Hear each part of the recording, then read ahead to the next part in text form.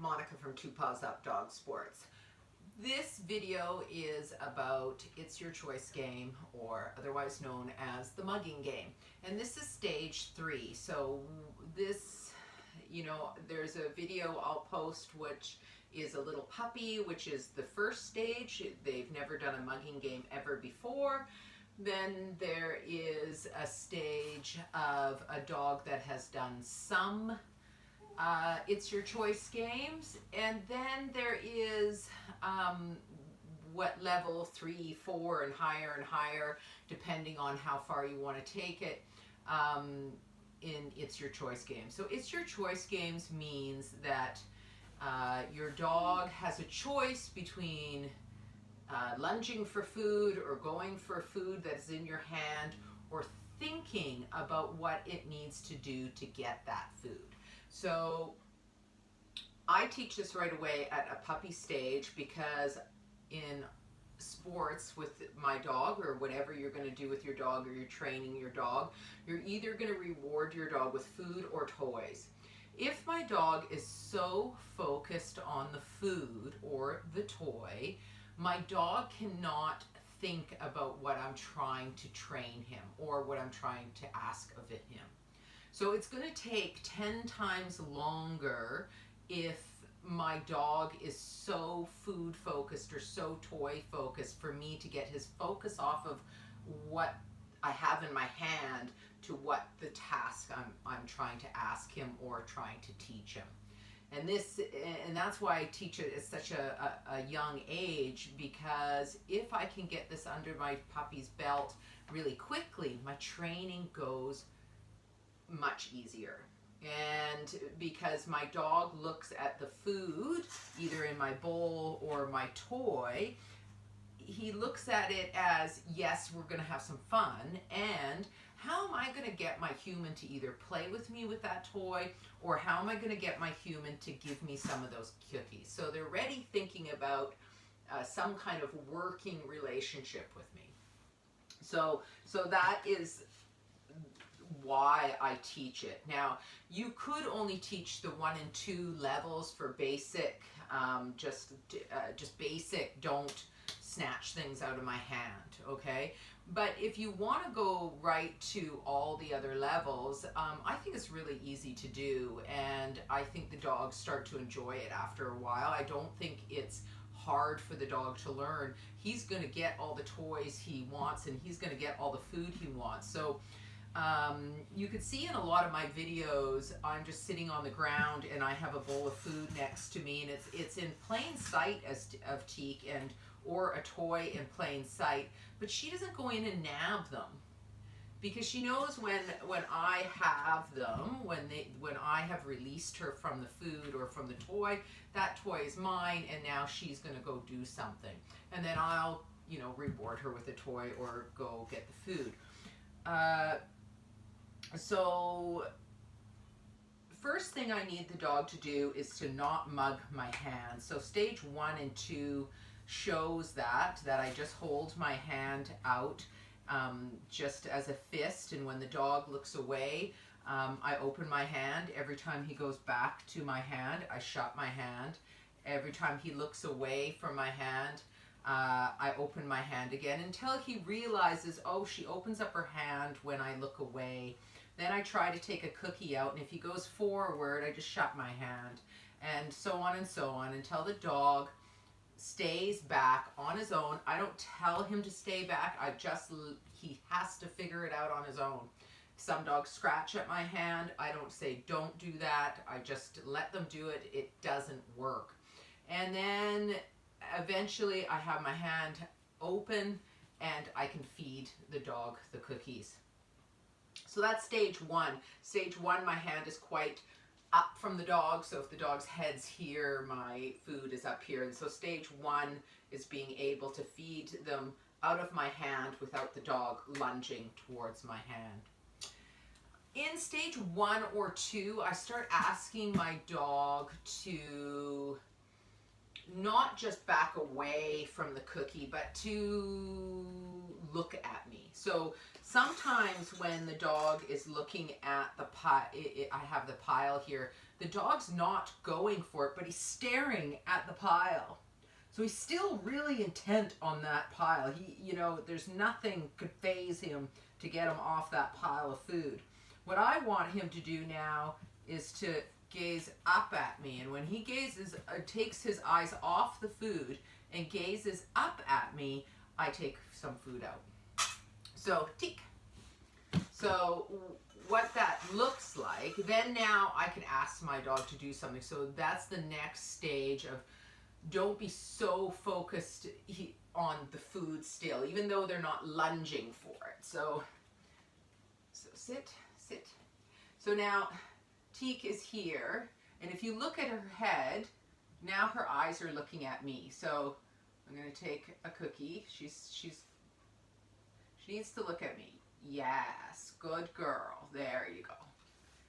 So there, yes, good girl. So there she totally went poof and looked right up at me.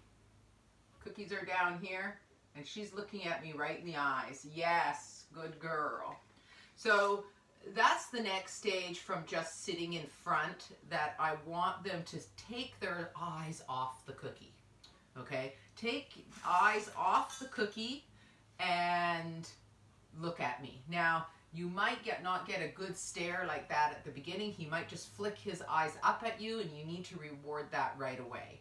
So then the next stage is, I can put my cookies right up against her face, and she is staring at me. Yes, good girl.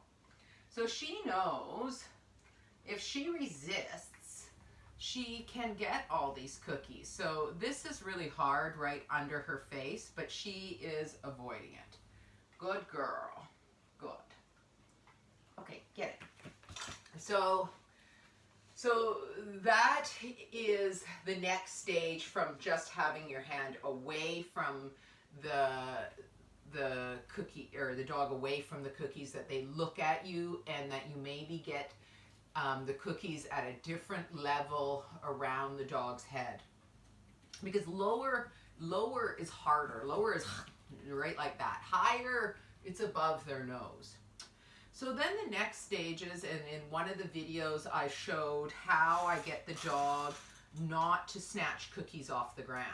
So if I put cookies here, I would cover them like this. And now Tiki knows this game. So just because cookies are on the ground, yes, she's looking at me. So yes. So she knows not to snatch the cookie just because it's on the floor.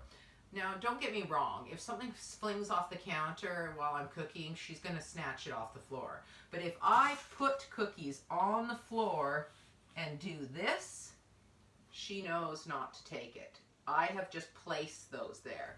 So now she is she's not looking at me. There. Yes. Good girl. So that's the next stage. That's why I can have a bowl of cookies right next to me while I do nose work. Because my dog knows these cookies are not available until I give it to them or I say, get it. Okay, so it's not available until those things happen. So even though she's up and about right now, she knows not to take this pile, and she knows not to take this pile, and she knows not to take this pile. Until I tell her, get it. Let's see, yeah.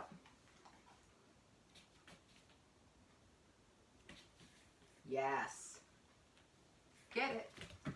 Then she can take the cookie off the ground, because I've told her with my get it cue that you can take it. All right, so then once you can trust your dog with that on the floor, I mean, you could stop there, okay? You could stop there and say, that's enough. I mean, the dog understands mugging games. And I agree they understand mugging games. I do different sports, and that you can maybe put cookies right in front of you like this and they don't go for it. So I do a lot of sports with my dogs, and my other sports, a lot of times my dogs are toy motivated. Ready? Get it, get it, get it. So when my dogs are toy motivated, a lot of people struggle between the dog wanting the toy or wanting the food. All right, so how I build the toy is a whole nother ball game, but a lot of times people, once they have played with their dog plays with toys, and once they play with toys, they're playing with the toy, but once they give them a cookie, once they give them a cookie, their dog doesn't take the toy anymore. So, drop. Get it. Yes, good. Okay, so I've done a lot of work that just because I've given you a cookie, you still need to play with the toy. Luckily, Teak is pretty toy driven, so it's not that hard to convince her to play with the toy, but I did some work for that, okay? So it's not that it was totally easy for her, all right? So I started when she was a baby to do some toy, do some food stuff, do some toy stuff, do some food stuff. So now the next level of this mugging game I do, some people put cookies up their paws, up dog's paws and stuff, but I see no real way in the real world I would use that. So what I'm going to do here is what I would use in the real world training my dog. Let's say I have put some cookies down on the floor. Drop. Okay, so I'm going to show her I've put some cookies in front of me. Okay, and I'm even going to give her one of those cookies. Now, believe me, she has made many mistakes doing this, but this was a hard thing to work at. So now I'm going to ask her to play around these cookies. Okay, get it. Get it, get it. So I'm going to ask her to play around the cookies. Good girl. Good. Good girl. Get it. Good girl. Notice I'm praising her. Good girl. Good. Good girl. Drop. And just in case if she forgot there was cookies on the ground, I'm going to give her a couple of these cookies. Then I'm going to say, get it. Get it, get it, get it. And again, play. Now, how I did this at the beginning is I made sure she knew not to. You could, you know, watch them and you could play with your hand over the cookies. I make it like a bridge, like a spider over it so that they're visible, but, you know, I'm not covering them with my hand until they're really okay with the cookies being there. Drop. Good. Now, once your dog gets good like that, with just a few cookies on the floor, you can put the bowl, whoopsies. Okay, so she took a cookie out of there. So how I'm going to remind her is I'm going to put my hand over it. There we go. So that told her right away. She did take a cookie out. I wasn't going to scold her for it. I wanted her to think about it. Then as soon as I put my hand over it like a spider, she said, okay, we're doing mugging. Okay, get it, get it, get it. Get it, get it, get it. Good. Get it, good. Oh, good girl. Get it, get it, get it, get it. Good. So food is very visible there. Oh, I dumped. Okay, I dumped a couple out of there, so that was okay. Get it, get it, get it, get it. Get it, get it, get it, get it, get it.